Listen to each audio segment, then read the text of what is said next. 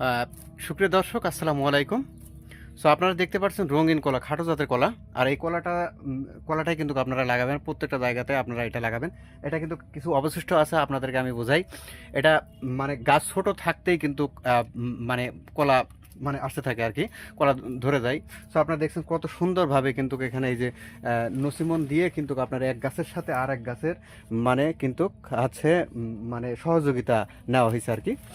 So ভাবলাম যে আপনাদের মাঝে আমি এই ভিডিওটা আমি উপস্থান করি। সো আপনারা ভাববেন যে আসলে আমি যেখানে দাঁড়ায় আছি এখানে হয়তো ভালো কলা, ঠিক আছে। সব জায়গায় আমি দেখাবো আপনাদেরকে। আপনারা দেখতে পাচ্ছেন প্রত্যেকটা জায়গার কলাগুলি আপনারা যদি দেখেন তো দেখেন কত সুন্দর লাগছে, ঠিক আছে।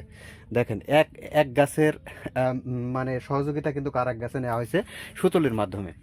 সো আপনাদের যদি কারো কোনো ভাইয়ের চারা লাগে তাহলে অবশ্যই ডিসক্রিপশনে দেওয়া নাম্বারে যোগাযোগ করবেন।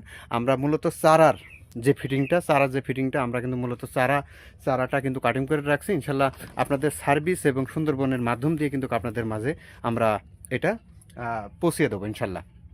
সো আমি ছোট্ট ছোট্ট করে ভিডিও বানাই ভাই। অবশ্যই চ্যানেলটিকে সাবস্ক্রাইবার করে আপনার পাশে রাখবেন।